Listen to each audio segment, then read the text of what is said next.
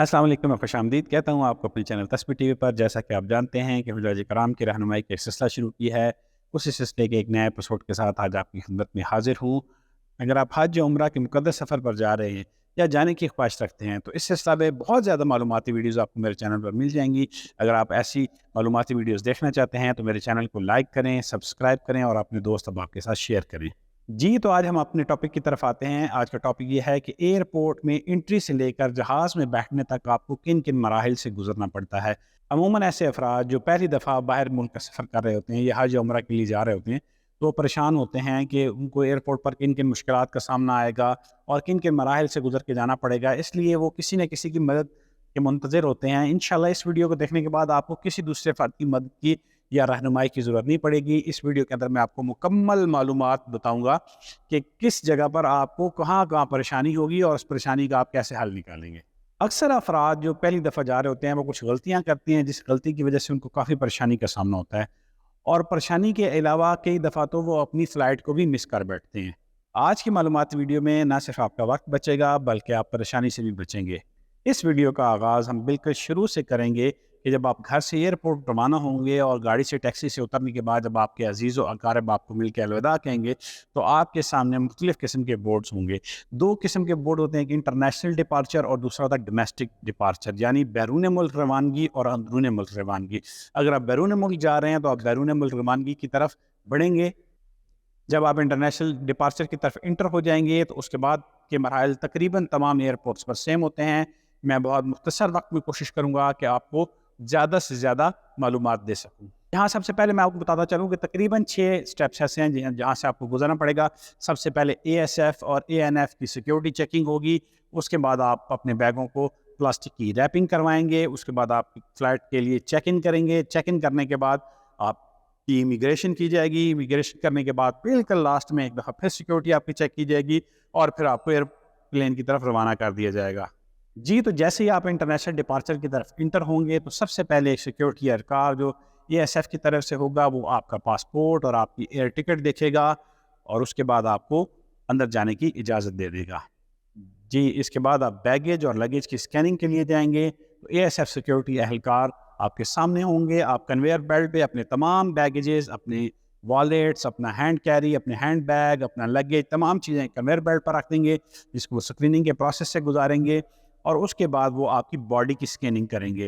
तो वो manual scanning भी करेंगे और स्कैनर के अंदर से भी आपको गुजारेंगे। इसके अलावा अगर कोई चीज़ वो ऐसी समझते हैं कि जो मशकूक है तो आपकी पॉकेट्स को खोलने के लिए बोलेंगे, या अगर आपके बैगेज में उनको किसी किस्म का कोई डाउट होता है तो वो आपसे कहेंगे कि इस बैग को खोलें और उस बैग को खोलने के बाद वो चेक करेंगे। अगर तमाम चीज़ें ठीक हुई तो बगैर किसी दिक्कत के आपको अगले मरहले की तरफ रवाना कर देंगे। जी, अगला मरहला ये है कि अब आपके बैग्स को एंटी नारकोटिक्स वाले या कस्टम क्लियरेंस वाले चेक करेंगे। एएसएफ के काउंटर के बाद आप जब आगे जाएंगे तो आप एंटी नारकोटिक्स के एहलकार आपके बैगेजेस को देखेंगे। अगर वो किसी बैग को समझेंगे कि इसको चेक करना चाहिए या जिस पर वो उनको कोई शक उतरेगा तो वो उसको खोल के चेक करेंगे, वरना बड़ी आसानी से वो आपको अगले मरहले की तरफ रवाना कर देंगे।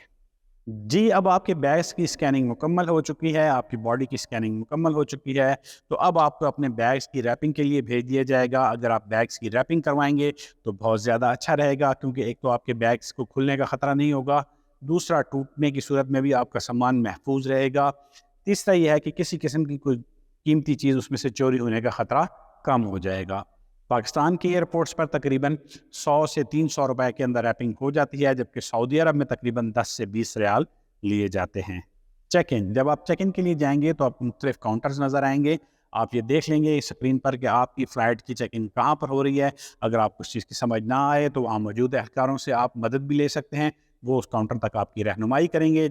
जी, जब आप अपनी एयरलाइन के काउंटर पर पहुंचेंगे तो वो आपके बैग्स का वज़न करेंगे, उनको टैग लगाएंगे और उस टैग का एक हिस्सा आपको दे देंगे।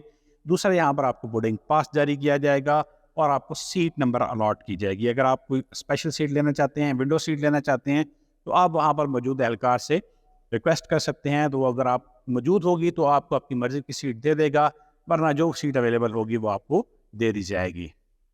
यहाँ पर वो लगेज और बैगेजेस आपसे ले लिए जाएंगे और आपको अपने पास रखने के लिए सिर्फ हैंड कैरी या एक छोटा बैग रखने की इजाज़त होगी। इमिग्रेशन, जी, तो अगला मरहला इमिग्रेशन का होगा, जहाँ पर आपकी वैलिड ایئر ٹکٹ چیک کی جائے گی، آپ کا پاسپورٹ دیکھا جائے گا کہ اس کی ویلیڈیٹی کم از کم 6 مہینے ہونی چاہیے. اس کے علاوہ آپ کا ویلڈ ویزا ہونا چاہیے، آپ کا آئی ڈی کارڈ چیک کیا جائے گا، اور اگر آپ گورنمنٹ ملازم ہیں تو آپ کی ایکس پاکستان لیو دیکھی جائے گی. لاسٹ سیکیورٹی چیک اپ، دوبارہ ایک دفعہ آپ کا باڈی اسکین کی جائے گی، آپ کے سامان کو دوبارہ چیک کیا جائے گا، وہ سامان جو آپ کے جہاز میں یا ہینڈ کیری میں یا اپنے ساتھ لے کر جا رہے ہیں اس کو ایک دفعہ دوبارہ چیک کیا جائے گا، اور اس کے بعد آپ کو پاکستان ایگزیکٹ کی سٹیپ لگا دی جائے گی. اس کے بعد ایک اور اہلکار آپ کے پاسپورٹ پہ ایگزیکٹ کی سٹیمپ دیکھے گا اور ساری چیزیں دیکھے گا، آپ کا ٹکٹ، پاسپورٹ، ساری چیزوں کو ویریفائی کرنے کے بعد آپ کو مین لانچ کی طرف انٹری کی اجازت دے دی جائے گی. اب آپ اپنی فلائٹ کا انتظار کریں گے جب تک تمام مسافر پورے نہیں ہو جاتے یا فلائٹ کا وقت پورا نہیں ہو جاتا. آپ مین لانچ میں بیٹھیں گے اور انتظار کریں گے. جی، تو آخری مرحلے میں آپ کو بس کے ذریعے یا جی ٹی کے ذریعے جہاز کے اندر منتقل کیا جائے گا. جہاز کے انٹری پر بالکل جہاز کا عملہ یا کرو آپ کو ویلکم کرے گا، آپ کی ٹکٹ دیکھے گا اور ٹکٹ دیکھنے کے بعد آپ کو اپنی سیٹ کی طرف رہنمائی کر دے گا. اب آپ آرام سے اپنی سیٹ پر بیٹھ جائیے اور اپنے سفر کو انجوائے کیجیے. آج تک کے لیے اتنا ہی، مجھے اجازت دیجیے. اللہ حافظ.